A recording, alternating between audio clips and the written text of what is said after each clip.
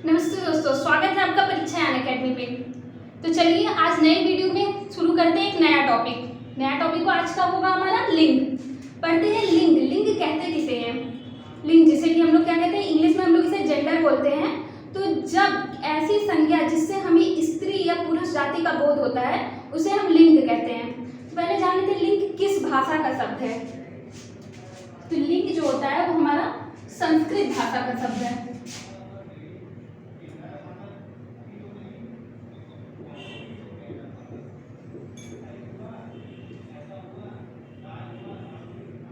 ये संस्कृत भाषा का शब्द है।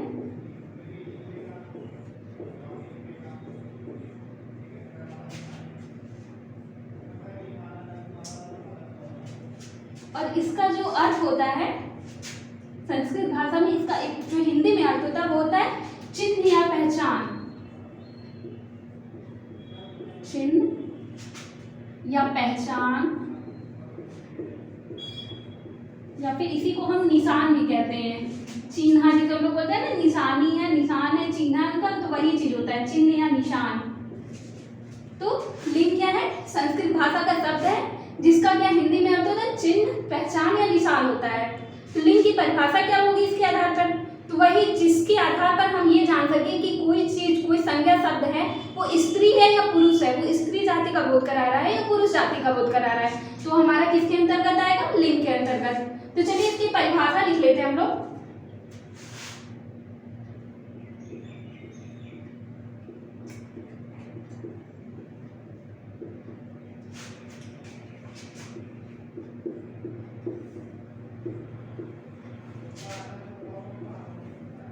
जिस संज्ञा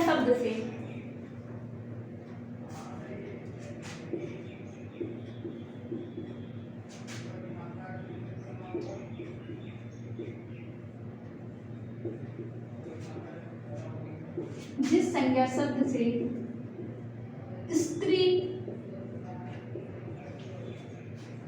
या पुरुष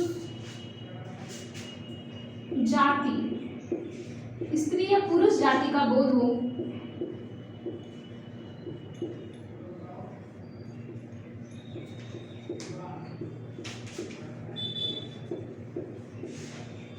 उसे लिंग कहते हैं।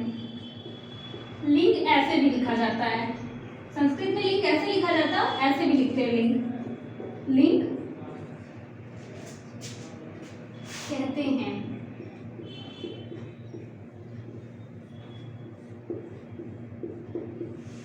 तो जिस संज्ञा शब्द से स्त्री या पुरुष जाति का बोध होता है उसे हम क्या बोलते हैं? लिंग कहते हैं। यानी हमें कैसे पता चलेगा कौन सा शब्द स्त्री में जा रहा है, स्त्री जाति में जा रहा है, कौन सा संज्ञा शब्द पुरुष में जा रहा है, ये हमें लिंग से पता चलता है।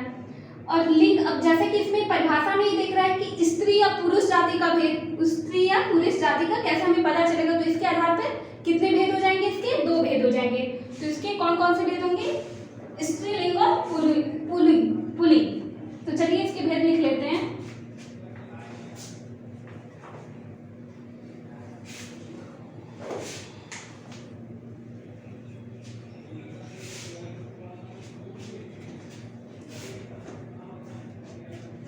लिंग के भेद, लिंग के भेद।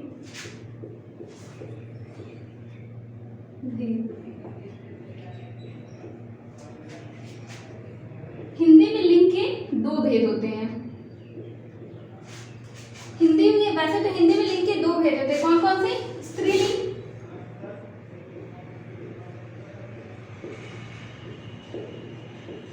और पुल्लिंग।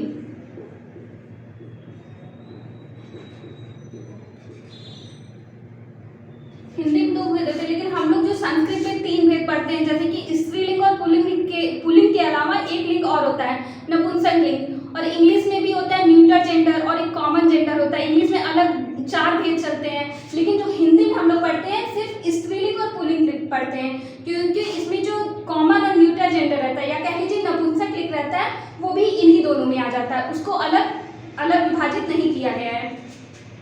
तो स्त्रीलिंग पहले जान लेते हैं। स्त्रीलिंग नाम से ही है स्त्रीलिंग।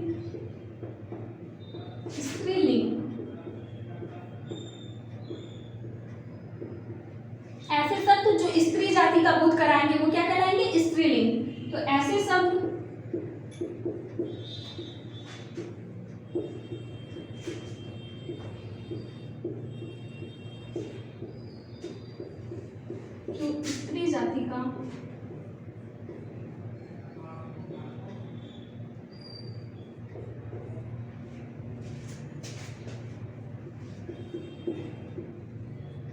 बोध कराते हैं,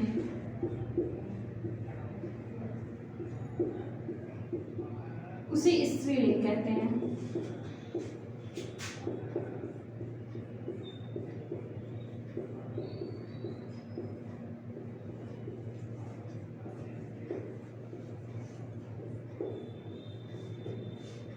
उदाहरण में जैसे देखिएगा,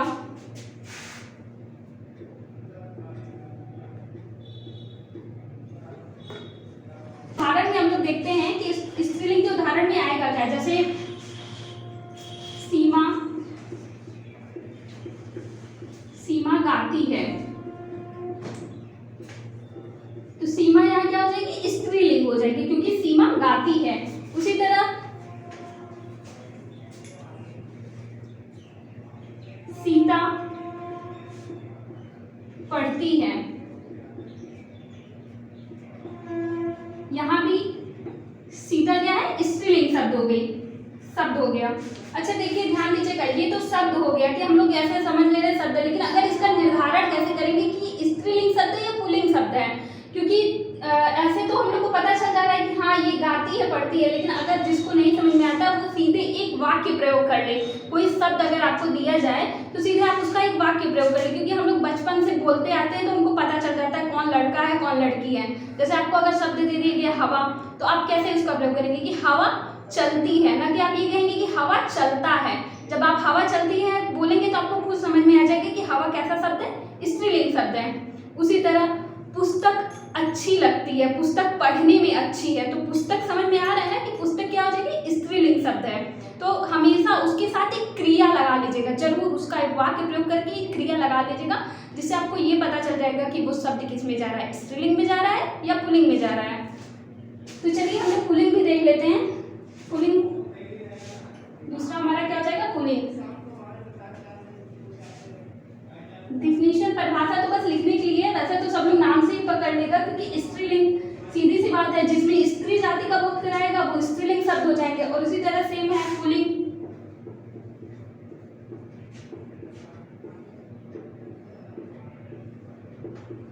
तो इसमें क्या कैसे शब्द आएंगे, ऐसे शब्द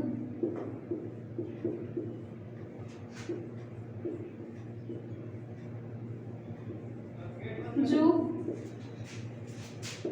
पुरुष जाति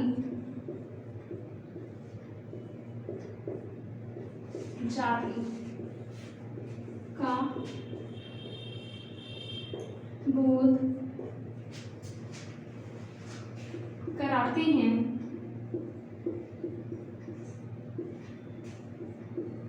उसे पुल्लिंग शब्द कहते हैं, पुल्लिंग कहते हैं।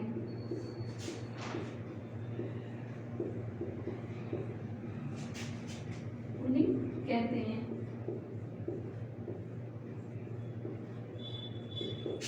पुल्लिंग मतलब ये है जो पुरुष जाति का बोध कराए। तो ऐसे शब्द जैसे उदाहरण में देखिएगा,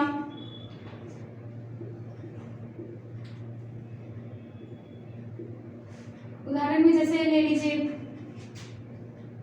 राम बाजार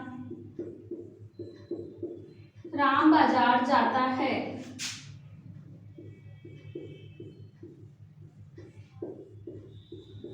तो यहाँ राम क्या हो जाएगा, राम एक पुल्लिंग शब्द हो जाएगा। अब ये वही बात होगी जैसे आपको पहले ही बताया, क्रिया का प्रयोग हम लोग इसके साथ करें। तो राम बाजार जाता है, जाता किसको दर्शा रहा है कि पुल्लिंग पुरुष जाति का बोध कर रहा है कि वह जाता है। ये नहीं कहा गया कि राम बाजार जाती है, अगर जाती होता तब तो वो स्त्री का नाम हो जाता, लेकिन यहाँ सीधी बात है कि राम बाजार जाता है। उसी तरह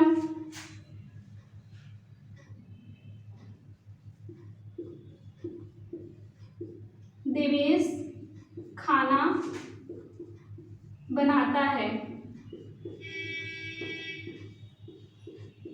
यहाँ भी देवेश क्या हो गया, देवेश पुल्लिंग हो जाएगा क्योंकि वो खाना बनाता है, ना कि खाना बनाती है। तो क्या हो जाएगा, ये भी पुल्लिंग शब्द हो जाएगा। लेकिन इसका सेम आधार क्या है, इसे कोई भी शब्द पकड़ने का आधार आपकी क्रिया है। जब आप क्रिया बना लेंगे, जब आप क्रिया का प्रयोग कर लेंगे, वहाँ पे आपको खुद अपने आप समझ में आ जाएगा कि वो स्त्रीलिंग शब्द हो रहा है या पुल्लिंग शब्द हो रहा है। और हिंदी में तो आपका और इजी हो जाता है क्योंकि सिर्फ आपका स्त्रीलिंग और पुल्लिंग होता है। चलिए इसके आगे हम लोग इससे संबंधित कुछ नियम है, कुछ अपवाद हैं जिनको हम लोग जान लेते हैं, जो एग्जाम में अक्सर पूछे जाते हैं। तो चलिए दोस्तों देखते हैं लिंग संबंधी जो महत्वपूर्ण नियम या निर्देश होते हैं, जो अपवाद जो हमेशा एग्जाम में पूछे जाते हैं। अधिकतर एग्जाम में पूछे क्या जाते हैं, अपवाद ही पूछे जाते हैं कि इसका कौन सा अपवाद है, दे देगा, मतलब अपवाद नहीं देगा, ऐसे शब्द दे देगा और हमको लगता है कि वो स्त्रीलिंग है या पुल्लिंग है, लेकिन कभी कभी होता उल्टा है। तो देख लेते हैं वो होते क्या क्या है। तो पहला जो अपवाद, पहला लिखिए जो नियम, अकारांत शब्द सदैव पुल्लिंग होते हैं। अकारांत मतलब जो लास्ट में ऐसे शब्द जिनकी बोलने में अ आए, अ का उच्चारण आए, वो अकारांत शब्द होते हैं और ये हमेशा क्या होंगे, पुल्लिंग होंगे। तो अकारांत शब्द जैसे तन, मन, धन, राम, कृष्ण, युद्ध और भी जैसे यार समर, ये सब शब्द आप लेंगे तो वो सब किस में आएंगे, अकारांत में।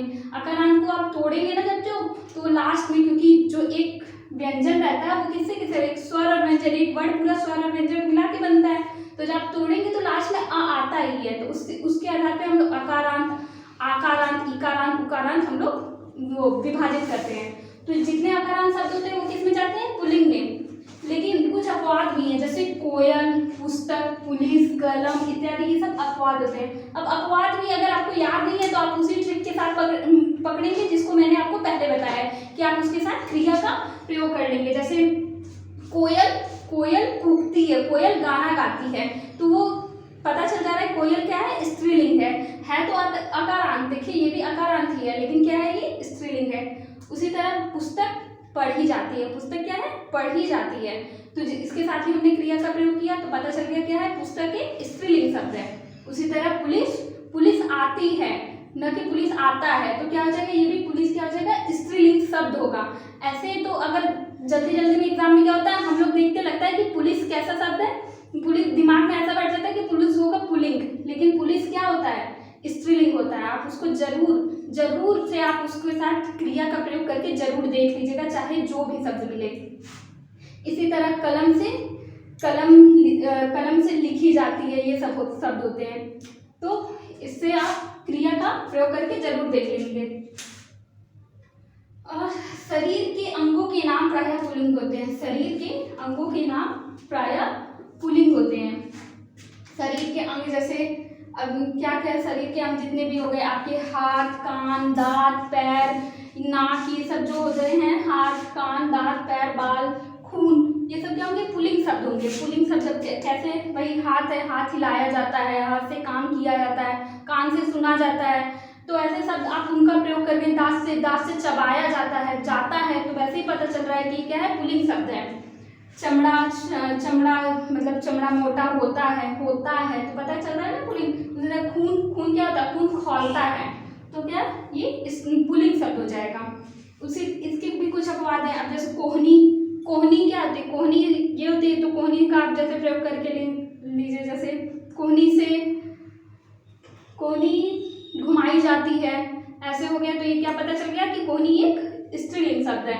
उसी तरह कलाई घुमाई जाती है, और नाक भी स्त्रीलिंग होता है, नाक में कुछ भी ले लीजिए, नाक में खुजली होती है या कुछ भी हो गया तो क्या हो गया, ये भी स्त्रीलिंग हो जाता है। आँख छोटी होती है, आँख बड़ी होती है, आँख सुंदर होती है, तो वो भी पता चल रहा है स्त्रीलिंग शब्द है। ऐसे एड़ी फटती है, ऐसे सब आप वाक्य जब प्रयोग करेंगे तो आपको पता चल जाएगा कि वो क्या है, स्त्रीलिंग शब्द है या पुल्लिंग शब्द है। उसी तरह धातुओं के नाम प्रायः पुल्लिंग होते हैं। धातु क्या होता है, जैसे तांबा, लोहा, सोना, पीतल, कांसा, ये सब, चांदी, ये सब धातु होते हैं। लेकिन इसमें भी अब ये सब तो पता है कि ये सब पुल्लिंग हो, लेकिन कुछ ऐसे आ जाते हैं जो हमको नहीं पता रहता, हम मान के चले जाते हैं एग्जाम में क्या, पुल्लिंग शब्द, लेकिन कुछ उसके अपवाद होते हैं। जैसे चांदी की पायल होती है, न कि होता है, लेकिन सोने का चेन होता है, सोने का कंगन होता है, तो ऐसे आप पता कर लीजिएगा कि क्या मतलब वो पुल्लिंग शब्द है या स्त्रीलिंग शब्द है।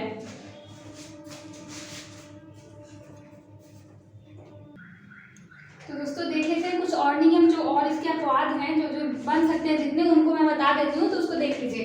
तो जैसे आकारांत, पहले वाले में हम अकारांत बताए थे, लेकिन यहाँ क्या बोल रहे हैं आकारांत, जिसमें आ आएगा आखिरी में, वो क्या कौन से शब्द होंगे?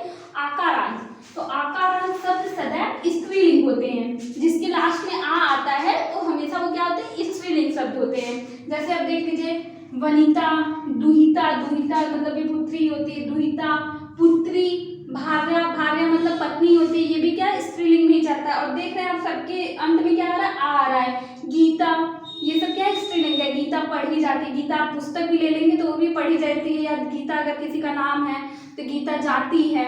ऐसे ही भार्या पुत्री है, पुत्री सोती है, तो क्या हो जा रहा है? ये आपका स्त्रीलिंग हो जा रहा है। लेकिन इसके भी कुछ अपवाद होते हैं, कुछ ऐसे शब्द होते हैं जो होते तो आकारांत है, लेकिन वो जाते किस में है?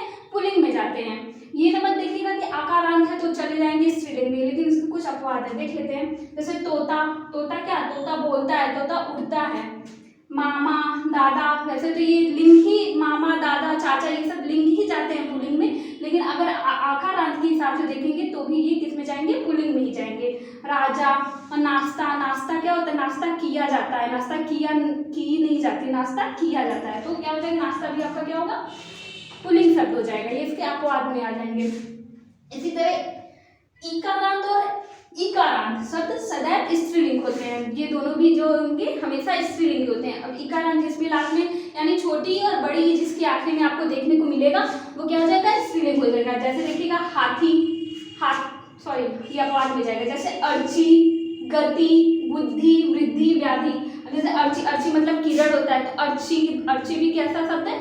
स्त्रीलिंग शब्द है। गति, गति बढ़ती है, तो गति क्या आपका? स्त्रीलिंग है। उसी तरह बुद्धि, बुद्धि कम होती है, ज्यादा होती है, होती ही नहीं है, ऐसा सब क्या होता है? ये सब भी स्त्रीलिंग में जाएगी। वृद्धि, वृद्धि हो रही है, तो वृद्धि भी क्या आपका? स्त्रीलिंग होगा। व्याधि, व्याधि मतलब होता है ना परेशानी, बीमारी, व्याधि होता है, व्याधि, तो उसको भी हम लोग स्त्रीलिंग ही रखते हैं। इसी तरह अब इसके लिए कुछ अपवाद भी होते हैं कि इकारांत होते हुए भी वो किस में जाते हैं? पुल्लिंग में जाते हैं। जैसे हाथी, हाथी क्या है? हाथी चलता है, हाथी क्या चलता है, तो हाथी क्या हो जाएगा? पुल्लिंग हो जाएगा। वैसे भी हाथी का स्त्रीलिंग शब्द होता है हथिनी, तो हाथी क्या हो गया? वैसे भी पुल्लिंग हो गया। उसी तरह साथी, दही, दही एग्जाम में पूछा जाता है कि दही कौन सा शब्द है, और हम जल्दी जल्दी में लगा देते हैं पुल्लिंग, लेकिन जल्दी जल्दी में हम इकारांत के स्त्रीलिंग लगाते हैं, लेकिन ये होता क्या है? पुल्लिंग। ध्यान रखिएगा, दही अक्सर एग्जाम में पूछा जाता है। उसी तरह रवि, शनि, कपि, कपि मतलब बंदर होता है, लेकिन कपि किस में जाता है? पुल्लिंग में जाएगा। तो ये सब इसके अपवाद हो जाते हैं, अपवाद जरूर ध्यान दीजिएगा। इसी तरह सभी दिनों के नाम पुल्लिंग होते हैं, इसमें कोई अपवाद नहीं है। आपके जितने भी दिन आएंगे रविवार से लेकर आपका रविवार, सोमवार, शनिवार, संडे वनडे जो भी सब आएंगे, संडे वनडे मत लीजिएगा इंग्लिश में, हिंदी में ही लीजिएगा, तो क्या हो जाएंगे वो आपके? शुक्रवार, गुरुवार, सारे सब क्या होंगे? पुल्लिंग होंगे। फिर इसके बाद होंगे सभी महीनों के नाम सदैव पुल्लिंग होते हैं। जो महीने चलते हैं, जो हमारे जनवरी, फरवरी, मार्च, दिसंबर तक जो पूरे महीने चलते हैं वो क्या होते हैं? पुल्लिंग होते हैं। लेकिन उसमें भी कुछ अपवाद है, उसमें पूरे नहीं होते हैं, उसमें कुछ जैसे अपवाद है जनवरी, फरवरी, मई, जुलाई, जनवरी, फरवरी, मई, जुलाई, ये सब क्या होते हैं? क्या जनवरी में जैसे ठंड पड़ती है तो जनवरी क्या हो जाएगी? आपकी स्त्रीलिंग हो जाएगी। फरवरी में जैसे क्या फरवरी में 28 दिन होते हैं, या फरवरी में भी ठंड पड़ती है, ऐसे आप क्या हो जाएगा? आपका स्त्रीलिंग हो जाएगा। मई, जुलाई, ये सब भी आपके स्त्रीलिंग हो जाएंगे। तो चलिए कुछ और अपवाद देख लेते हैं। जैसे कि पर्वतों के नाम सदैव पुल्लिंग होते हैं, जो पर्वत के नाम होते हैं वो क्या होंगे? सदैव पुल्लिंग होते हैं। उसी तरह पर्वत, अब जैसे आप कोई भी पर्वत ले लीजिए, विंध्य पर्वत ले लीजिए, सतपुड़ा ले लीजिए, कंचनजंगा ले लीजिए, माउंट एवरेस्ट, सब किस में जाएंगे? आपके पुल्लिंग में जाएंगे। और इसी तरह देशों, द्वीपों व महाद्वीपों के नाम सदैव पुल्लिंग होते हैं, वो भी क्या होते हैं? पुल्लिंग ही होते हैं। लेकिन इसमें कुछ अपवाद हैं, जैसे कि इटली, जर्मनी और नाइजीरिया को छोड़कर, इटली, जर्मनी और नाइजीरिया ये आपके स्त्रीलिंग में जाएंगे, पुल्लिंग में नहीं जाते हैं। इसी तरह नक्षत्रों एवं ग्रहों के नाम सदैव पुल्लिंग होते हैं। नक्षत्र और ग्रह होते हैं जो हमारे, वो भी पुल्लिंग होते हैं। इसमें लेकिन 2-3 अपवाद हैं। क्या क्या? जैसे पृथ्वी, पृथ्वी जो हमारी ग्रह है वो क्या है? स्त्रीलिंग होती है, पृथ्वी हमारी स्त्रीलिंग होती है। प्रतिपदा, प्रतिपदा नक्षत्र है। रोहिणी, रोहिणी भी नक्षत्र होता है। भद्रा, स्वाति, ये सब नक्षत्रों के नाम है, ये सब क्या हो जाएंगे? स्त्रीलिंग हो जाएंगे। बाकी इनके अलावा जो आपको मिलेंगे वो सब क्या होंगे? पुल्लिंग होंगे। और है एक देखिए सागरों, सागरों एवं महासागरों के नाम सदैव पुल्लिंग होते हैं। जितने भी सागर और महासागर आपको दिखेंगे वो क्या होते हैं? पुल्लिंग होते हैं। अब इसमें जितने भी आपको मिल जाएंगे सारे पुल्लिंग आ जाएंगे। लेकिन नदियों के नाम सदैव स्त्रीलिंग होते हैं। सागर और महासागर तो आपको पुल्लिंग मिलेंगे, लेकिन जो नदियां मिलेंगी वो आपको स्त्रीलिंग मिलेंगी, लेकिन कुछ को छोड़कर। जैसे ब्रह्मपुत्र, सिंधु, सोन, सोन यानी जिसे हम सोन कहते हैं, सोन नदी बोलते हैं ना, उसका जो शुद्ध रूप होता है सोन होता है। तो उसको छोड़ के ब्रह्मपुत्र, सिंधु नदी प्राचीन काल से सुनते आ रहे हैं, सिंधु नदी वो भी हमारी किस में जाती है, पुल्लिंग में जाएगी। तो इतनी ये जो 3 नदियां हैं ये हमारी किस में जाती है, पुल्लिंग में, और बाकी सब स्त्रीलिंग में आती हैं। और जैसे मसालों के नाम भी सदैव क्या होते हैं, मसालों के नाम सदैव पुल्लिंग होते हैं।